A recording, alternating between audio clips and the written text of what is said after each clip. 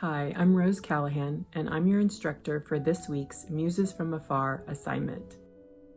I'm a photographer, and I create character-driven portraits that celebrate the transformative power of style.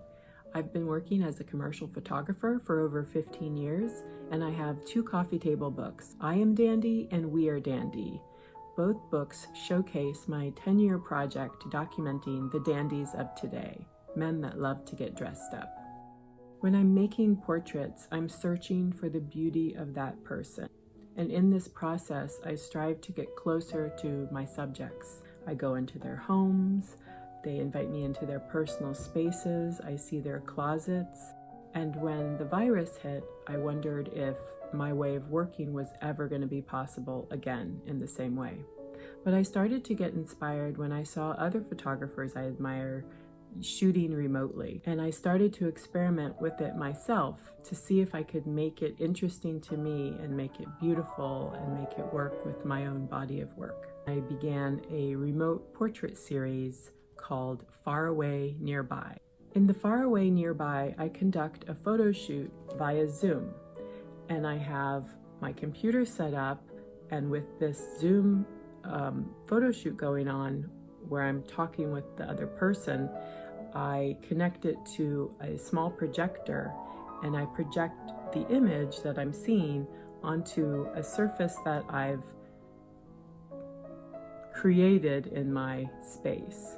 So it becomes kind of like a still life where you see this remote image projected. So it starts to become about a little portal into the person's world within my world.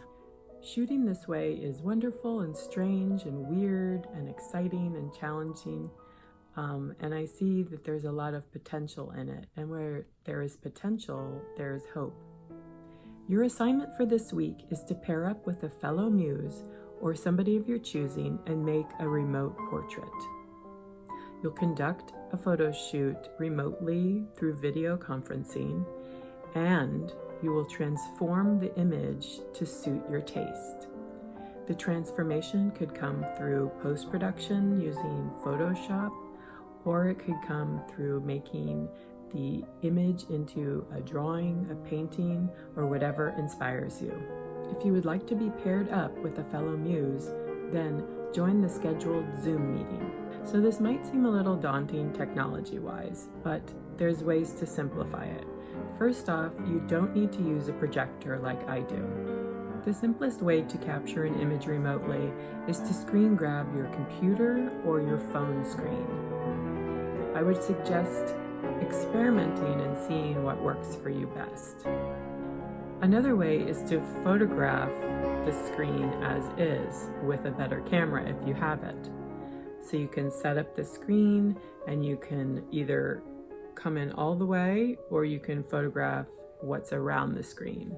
If the subject has a higher quality camera, you can have them set up the camera on a timer, and while you direct them through the video call, they can be doing self-timed pictures on their real camera and they can send it to you. Here are some things to think about to get started. Who will be your subject? With this process, it's good to work with somebody that you know or you want to get to know. And it's good to have a little video conference call before you do the shoot so you can talk about your ideas and collaborate, and also so you can see their space and what may be available there. And make sure they have a way to stabilize their camera. What is your concept? Is it to reveal a personality? To show the truth? To be intimate, to get closer to somebody, to explore mythological characters, or to explore a theme already in your own artwork? You want to find your motivation, where you'll set up the camera. If you know their space, it makes it much easier. You want to see where the windows are and where the light's coming in, or if they have a really cool outdoor space. Do you see them in bed, in nature, in the bathtub? Natural light works the best. If you have window light, it's very dramatic and soft. If you have outdoor open shade, it's very milky and flattering. And then bright sunlight can be very bold and crisp and colorful.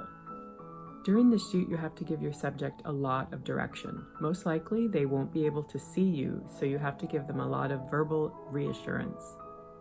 After you're done, I want you to create 1 to 3 final images. Think of the images from the remote shoot as kind of raw material for making and transforming it into your own final image. Thanks, and have fun connecting remotely. I can't wait to see what you all create.